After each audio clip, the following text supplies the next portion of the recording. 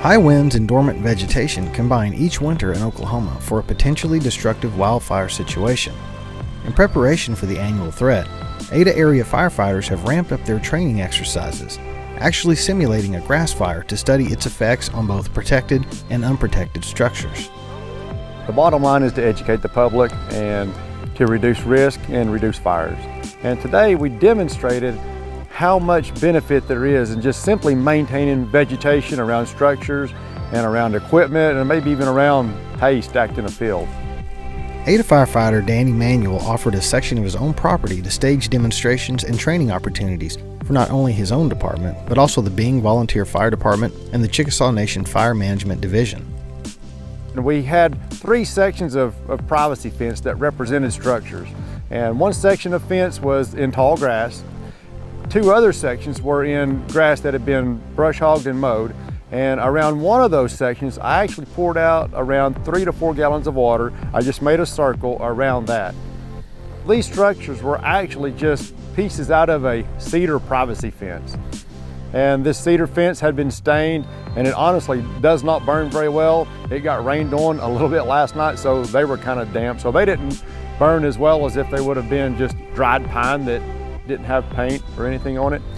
But they represented something that could be an outbuilding, a barn, or even a house, or maybe a pickup, or a tractor, or a trailer. Things that people would have sitting outdoors at their homes and on their farms and on just their property. In order to make the experience as authentic as possible, firefighters selected a dry, windy day to stage the training exercises. Understanding the raw power and unpredictability of fire, precautions were taken before the exercises began to ensure a real blaze didn't spread. Whenever the wind is behind the fire, it burns really, really fast, and it burns hot, and it can be very dangerous. So we did a controlled back burn to minimize our risk and to not catch someone else's pasture on fire that didn't want to be burned. The 3 fence panels used in the grass fire training exercise were staged 3 different ways to illustrate how preventative maintenance can greatly reduce the risk of loss of property and maybe even life. The exercise clearly demonstrated how people can best protect themselves and their properties from wildfire. The first structure was in unmowed grass. So the grass was probably, ankle to knee deep, and the section of fence, which represented a structure, was just stood up right in the middle of that grass. And the grass burned right up to the structure, and because of the density of the grass and the height of the grass, it provided plenty of heat to catch the fence on fire. Well, the middle one, it represented just maintained vegetation. There was no water poured around it, and it just barely caught on fire, and it went out rather quickly.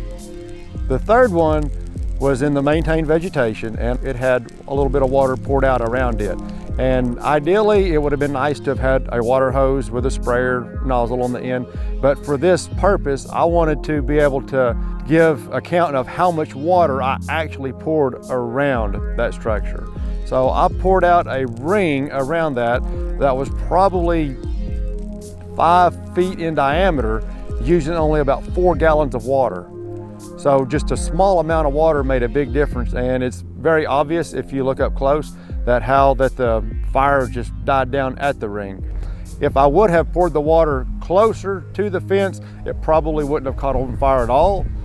But I poured the water about a foot or so around the fence just for demonstration purposes. Really, the evidence speaks for itself on how much protection that just maintaining vegetation provides, and just a little bit of water can also make a big difference. As the staged burning exercises revealed, a wildfire needs wind and fuel to spread. While it is impossible to control the wind, keeping grass mowed down around structures makes a significant difference in slowing a fire. Keeping a water source nearby and ready is also a smart move. Especially in the rural areas, maintaining a cleaned out water hose or keeping the water out of your water hose during the winter time can be very helpful. In the rural areas, it's common for pastures to catch on fire, which lead into yards catching on fire, which can lead to houses and other structures catching on fire. And simply by keeping a dry water hose available, even if the temperature is below freezing, if you have a frost-proof hydrant, it's very practical to hook up a water hose, and go out and spray around your house, or maybe spray around, other structures. And something as simple as that can really make a big difference on stopping the spread of fire.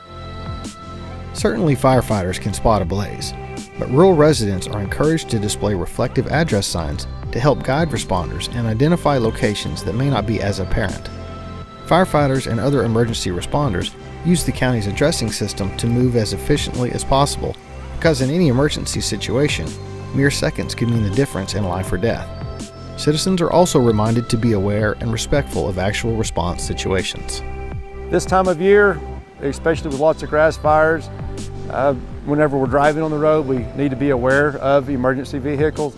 And regardless of the time of year, we need to be aware of emergency vehicles. And if you see an emergency vehicle responding with lights and sirens, please simply pull to the right and stop.